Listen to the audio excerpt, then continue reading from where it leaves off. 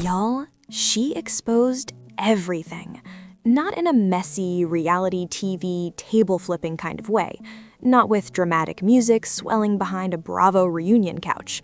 Not with a leaked text thread or a viral confrontation. This was quieter than that, heavier than that. The kind of revelation that doesn't explode at first, it sinks into your chest and makes it hard to breathe. Nobody, not Bravo, not the bloggers, not the fans who thought they'd already seen the darkest twists reality television could offer, was prepared for the moment Kaela Tucker finally sat down and told the truth she had been carrying for years. When she walked into that studio, the air shifted. The crew felt it. The cameras were rolling, the lights were blazing, and yet the room felt cold. Her hands were trembling so hard she could barely clip the mic onto her shirt.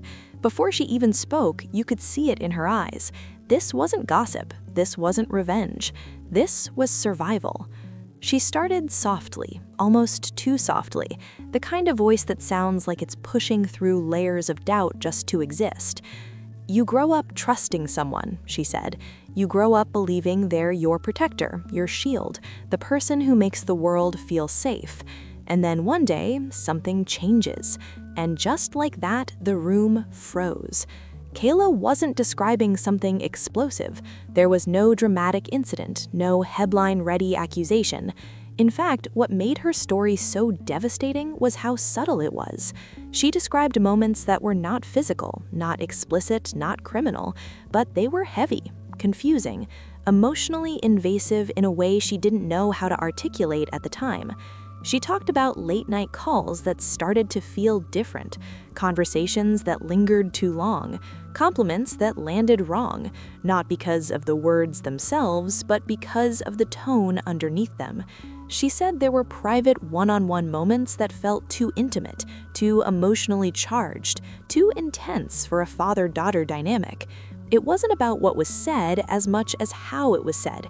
It was the lowering of the voice, the sitting a little too close, the emotional weight behind simple phrases. And the man at the center of all of this, Todd Tucker. Kaela said she didn't understand it at first. In fact, she spent months convincing herself she was imagining things. She told herself she was dramatic, overly sensitive, misreading signals. That's what happens when emotional boundaries are crossed subtly. The person experiencing it starts questioning their own perception before they question the behavior. She tried to maintain peace. She tried to keep the family intact. She tried to disappear inside herself, because sometimes children in complicated families learn that survival looks like silence. But the dynamic kept shifting. The check-ins became more frequent. The compliments became more personal. The conversations started circling around closeness. And when she described the way he would say he wanted them to be closer than before, you could hear something crack in her voice. "I didn't feel comfortable anymore," she whispered. "Not around him." Those 5 words detonated across the internet. What happened next wasn't a dramatic confrontation. It was something more psychologically complicated.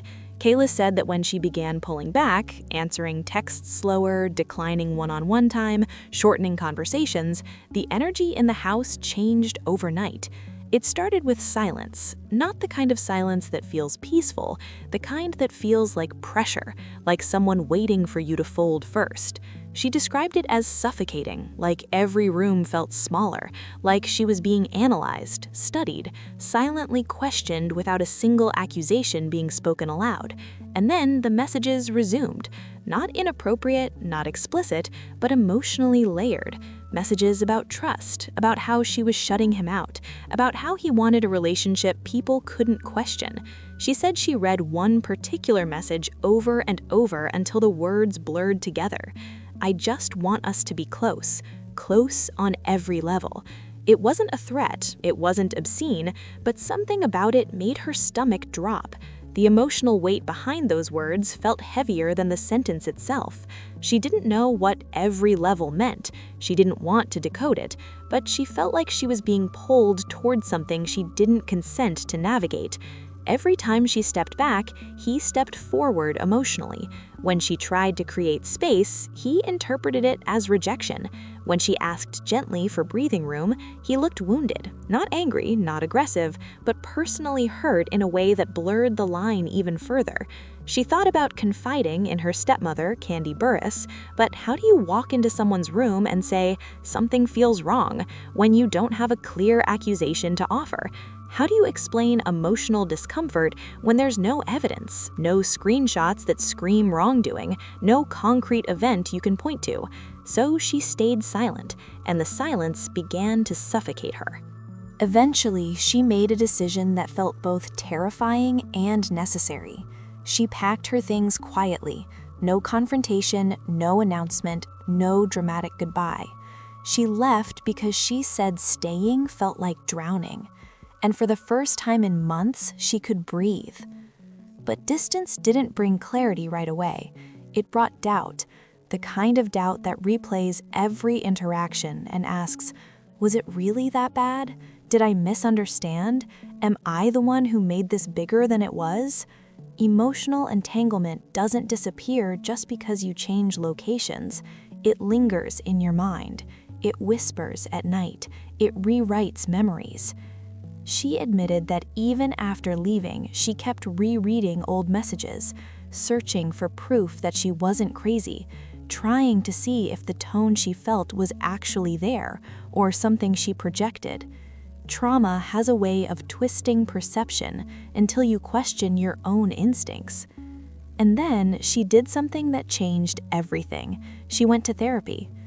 Kaela walked into that therapist's office expecting to feel dramatic. She thought maybe she'd sound exaggerated, maybe she'd be told she was overthinking. But after she described the tone, the intensity, the blurred lines, the subtle pressure, the therapist didn't flinch. Instead, the therapist said 4 words that unlocked her entire experience. You were emotionally cornered, not abused, not assaulted, not manipulated in an obvious textbook way. Emotionally cornered, pulled into intimacy you didn't ask for, pressured into closeness you didn't consent to define, made to feel responsible for maintaining a bond that felt heavier than it should. Kaela said she cried for hours after hearing that, because for the first time someone gave her language for what she had lived through. And language is powerful. It turns confusion into understanding. It turns shame into clarity. That was the moment she decided she couldn't stay silent anymore.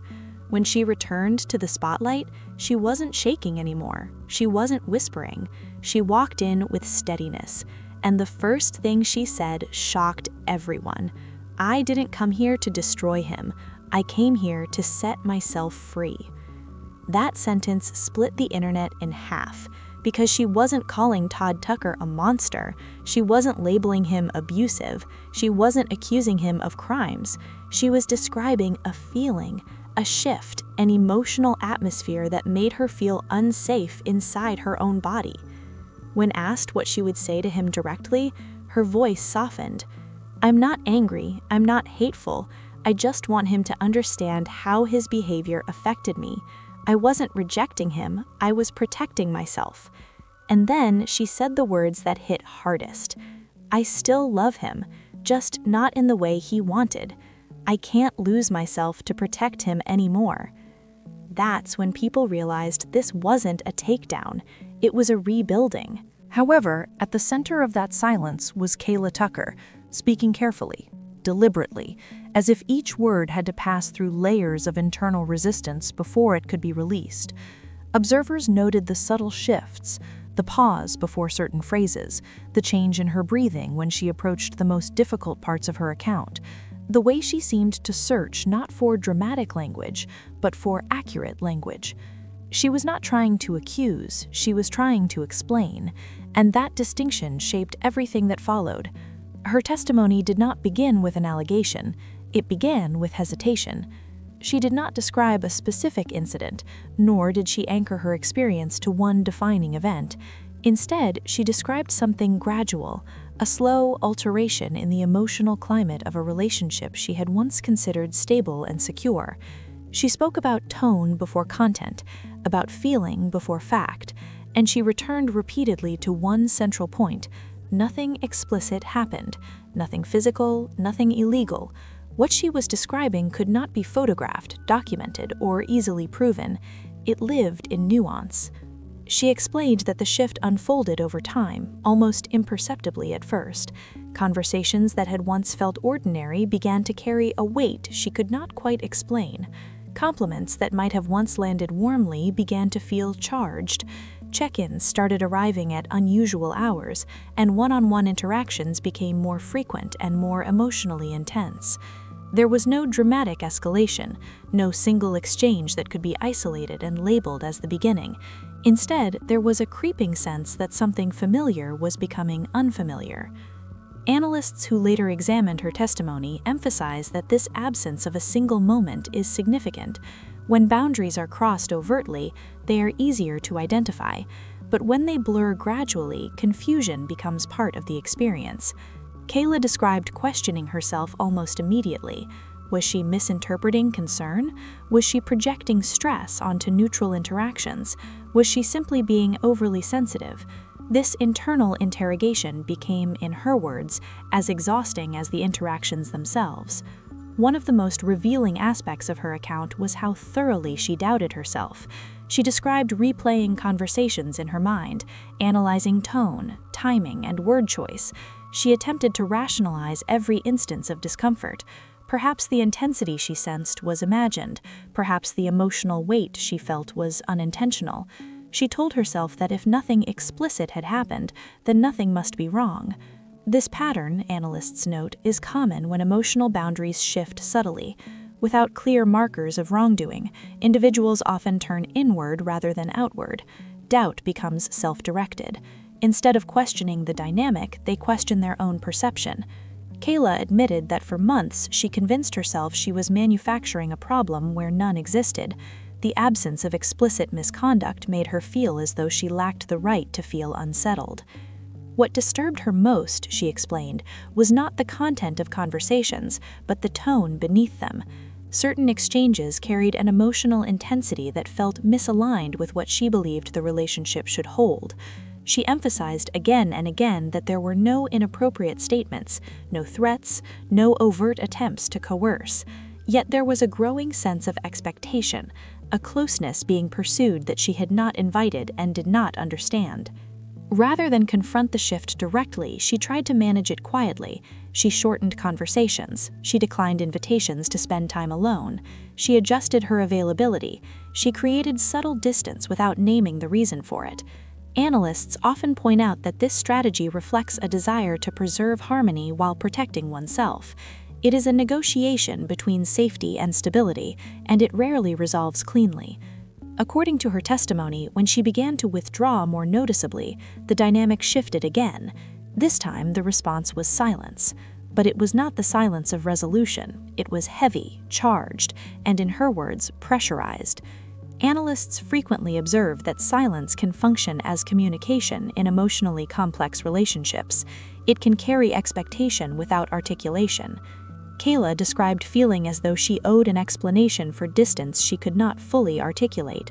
She replayed interactions, searching for evidence that she had overreacted. When communication resumed, it did not ease her confusion. The messages that followed were measured and carefully phrased, emphasizing trust, closeness, and the desire to restore what had been lost. Again, she clarified, nothing explicit, nothing physical, nothing illegal. But the emotional undertone unsettled her. The ambiguity required her to interpret meaning without guidance. Analysts note that ambiguity can heighten distress because it places the burden of clarity on the recipient. She described rereading messages repeatedly, hoping that familiarity would neutralize discomfort. Instead, the repetition amplified it. Each attempt she made to maintain distance seemed to generate more emotional engagement. Delayed replies prompted follow-ups. Shortened conversations prompted concern about why she seemed distant. She began to feel hyper-aware of her own behavior, as though her tone and reactions were under quiet observation. Guilt became a constant undercurrent.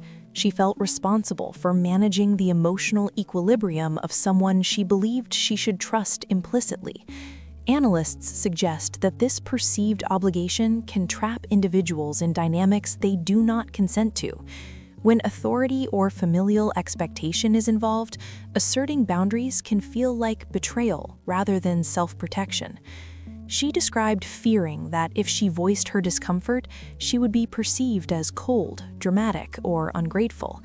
Without a definable incident to anchor her concerns, she worried her feelings would be minimized. That fear reinforced her silence. She rehearsed conversations in her mind, explanations she might offer, boundaries she might set, but they never left her mouth. The breaking point arrived during a prolonged, emotionally intense conversation. She described it as disorienting rather than explosive. Themes of closeness and connection circled repeatedly. She was asked why she was withdrawing, why she was creating distance, why she no longer seemed open. She wanted space, but she did not know how to ask for it without causing harm. When she finally did ask, gently, cautiously, the reaction unsettled her further. There was no anger, no raised voice. Instead, she described seeing personal hurt, as if her request had rejected something deeper than ordinary affection. Analysts often interpret such moments as clarifying because they reveal a mismatch in expectations. For Kaela, this was when confusion began to crystallize into recognition. After that conversation, tension did not disappear. It changed form. Subtle remarks about distance surfaced. References to closeness and family unity carried undertones she could not ignore. Individually, the comments appeared harmless. Collectively, they reinforced a dynamic she no longer felt safe inhabiting. Sleep became difficult. She described lying awake at night, replaying exchanges, analyzing tone, questioning her own reactions. The absence of a definable event made it harder to trust her instincts. Analysts emphasize that when harm exists in subtle emotional shifts, individuals often struggle to validate their own discomfort. Eventually, she reached a point where remaining felt unsustainable. She chose to leave quietly, without confrontation or accusation. Packing her belongings and stepping away felt, in her words, like breathing after months underwater. The relief was immediate but incomplete. Guilt followed her. Doubt followed her. Fear followed her. She limited contact not to punish but to recover clarity. Yet even from a distance, questions persisted. Had she misunderstood everything? Had she exaggerated normal closeness into something threatening? Or had she ignored her instincts for too long? The turning point came when she sought professional guidance. She entered therapy not to assign blame, but to understand her own reactions. She expected dismissal. Instead, she encountered recognition. As she described the tone, the pressure, and the way her body reacted before her mind could rationalize events, the therapist offered language that reframed everything. She had been emotionally cornered. That phrase shifted her perspective. Emotional cornering does not require explicit wrongdoing. It describes being pulled toward intimacy one did not seek and could not comfortably refuse. Hearing this allowed her to reorganize her memories without self-blame. The panic made sense. The withdrawal made sense. Leaving made sense. Armed with that clarity, she made a new decision. She chose to speak publicly, not to accuse, not to expose, but to reclaim her narrative. She avoided labels and speculation about intent. She centered her account on her own feelings and boundaries. She acknowledged the complexity of loving someone who also made her feel unsafe. That contradiction, she said, was the hardest to reconcile. By the time she finished speaking, the narrative had shifted from potential scandal to something quieter and more profound. This was not a story about crime. It was a story about perception, boundaries, and the difficulty of naming discomfort that exists without visible evidence. It was about the moment trust fractures, not explosively, but gradually.